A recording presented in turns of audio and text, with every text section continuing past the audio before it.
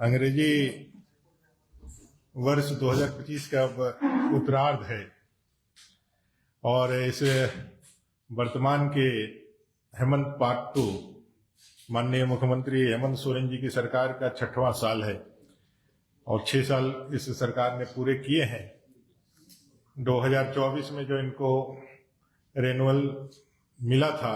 उसमें 1 साल इसके पूरे हो गए हैं। जो सरकार जल जंगल जमीन आदिवासी दलित पिछड़ों की बात करके सत्ता में आई, झारखंड और झारखंडियों की बात कहकर सत्ता में आई, उसमें आज स्थिति परिस्थिति क्या है ये आपसे छिपा हुआ नहीं है। और लगातार भारतीय जनता पार्टी माननीय प्रदेश अध्यक्ष नेता प्रतिपक्ष आदरणीय बाबूलाल मरांडी जी के नेतृत्व में इस सरकार के तमाम कमियों और खामियों को, भ्रष्टाचार सहित बाकी चीजों को लगातार उजागर करते रहते हैं। एक विषय लेकर के मैं आज यहाँ आया हूं, वो विषय है आज की झारखंड की सरकार में, हेमंत जी की सरकार में दलितों की स्थिति आदिवासी भाइयों से भी बदतर है। ये मेरे शब्द नहीं है, ये पार्टी कांग्रेस पार्टी के वरिष्ठ नेता और जो राज्य सरकार में मंत्री हैं, वरिष्ठ मंत्री हैं, वित्त मंत्री अपने राधा कृष्ण किशोर जी का वक्तव्य है। और उनका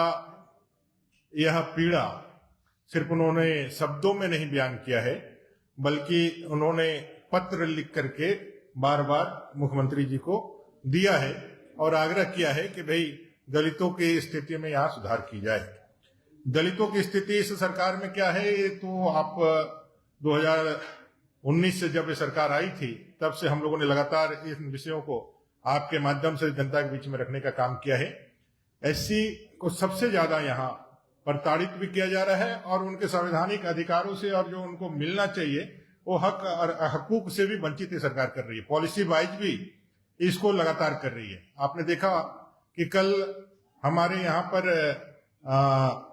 कई एक योजनाएं मुख्यमंत्री जी ने प्रारंभ करी। नई योजनाएं लाना, गरीबों को आगे बढ़ाना, आदिवासी भाइयों को आगे बढ़ाना, ये बहुत जरूरी है। जैसे पिछली सरकार में जब इन्होंने विदेश भेजने के लिए सरकारी योजना बनाई और जब एससी बच्चों को, एसटी बच्चों को बाहर भेज कर पढ़ाने का जब निर्णय लिया था तो हम लोगों ने मांग की थी भाई 80 बच्चों को भी भेजिए। क्या 80 बच्चे जो संवैधानिक रूप से जिनको मिला हुआ है, एससी एसटी, इनके उन्नयन के लिए जो संवैधानिक अधिकार प्रदत्त है उसमें आपका दायित्व एससी के लिए भी है। और एससी समाज यहाँ पर जो 14% होने का दावा करता है, 50 लाख आबादी का दावा करता है, जो 2011 के सेंसस के बाद लगातार यह मांग करता है कि हमें अपने हक और हकूक मिले, जो उसको नहीं मिल पा रहा है, जिसको हमेशा छाट दिया जा रहा है सरकारी योजनाओं में भी। और उस समय जब बहुत विरोध हुआ तो उन्होंने ये निर्णय लिया कि भाई उनको भी भेजा जाएगा बाहर पढ़ने के लिए, लेकिन उनको अब तक बाहर पढ़ने के लिए नहीं भेजा गया। उसी तरह एसटी बच्चों को आईटी और जेई के लिए, माने कि मेडिकल और इंजीनियरिंग के लिए उनको पढ़ाने की व्यवस्था करी गई, लेकिन एससी बच्चों के लिए कुछ नहीं करी गई। कई एक योजनाएं ऐसी चल रही है सरकार में जिसमें उनको नहीं आगे बढ़ाया जा रहा। मेरा कहना है कि यहाँ सभी को आगे बढ़ने का मौका सरकार को देना चाहिए, ना कि वो एक पर्टिकुलरली एक जगह टाइप्ड होकर के और आप काम करें। एक सरकार को कहीं से भी शोभा नहीं देता है। अभी बात नगर निगम की चल रही है, बहुत ज्यादा नगर पंचायत और नगर निगम, यहाँ 48 हमारे नगर पंचायत, नगर परिषद और नगर निगम मिलाकर के हमारी इकाइयां हैं, जो लगातार अपने कार्यकाल पूरे कर लेने के बाद भी इस सरकार के द्वारा चुनाव नहीं कराने के कारण माननीय न्यायालय में इसको चुनाव कराने का विचाराधीन पिटीशन पड़ा हुआ है और लगातार हाई कोर्ट के माध्यम से सरकार को शिथिलाधार हो रही है और सरकार पे दबाव बनाया जा रहा है कि इसको तुरंत पूरा किया जा सके।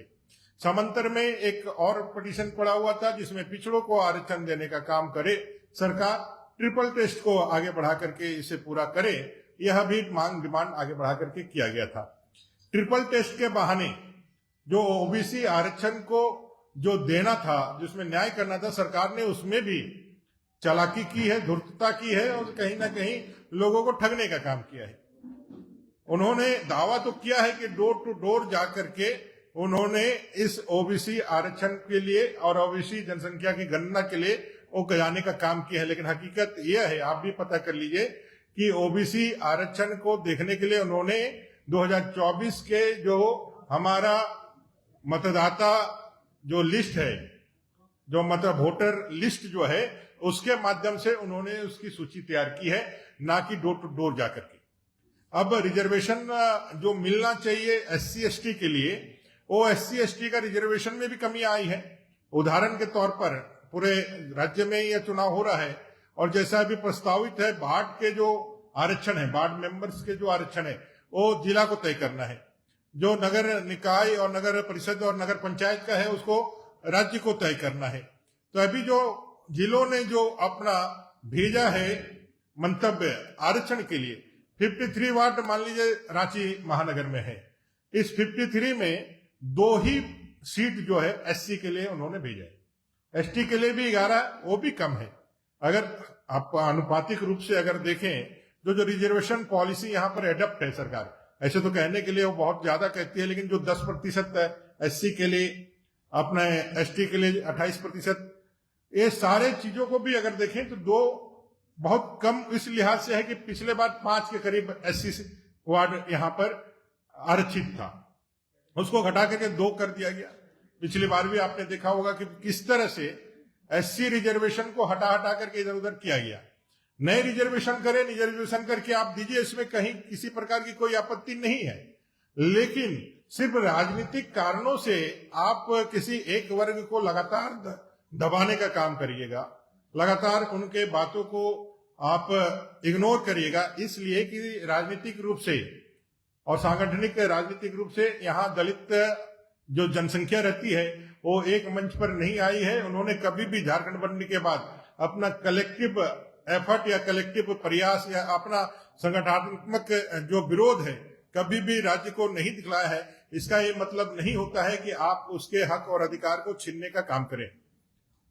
जिस तरह से रिजर्वेशन की पॉलिसियां को आगे बढ़ाने का काम किया,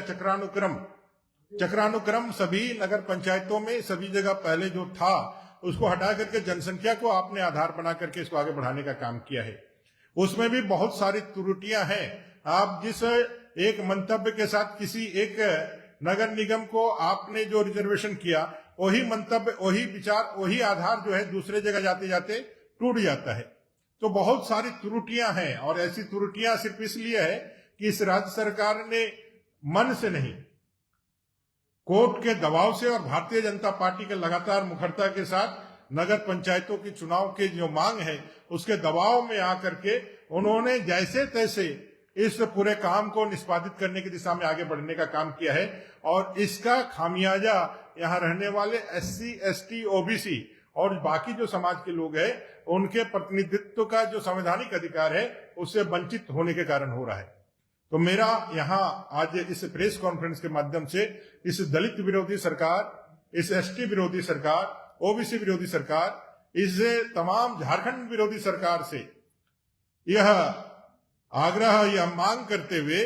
कि आप जो काम कर रहे हैं उसमें पारदर्शिता आए, उसमें संवैधानिक जो मान्यताएं हैं, जो संवैधानिक व्यवस्थाएं हैं, उसके अनुरूप वह कानून के रूप में आगे आए और उसको लेकर के आगे बढ़ाने का काम करें ताकि सभी को न्याय मिले। ये सामाजिक न्याय का भी विषय है।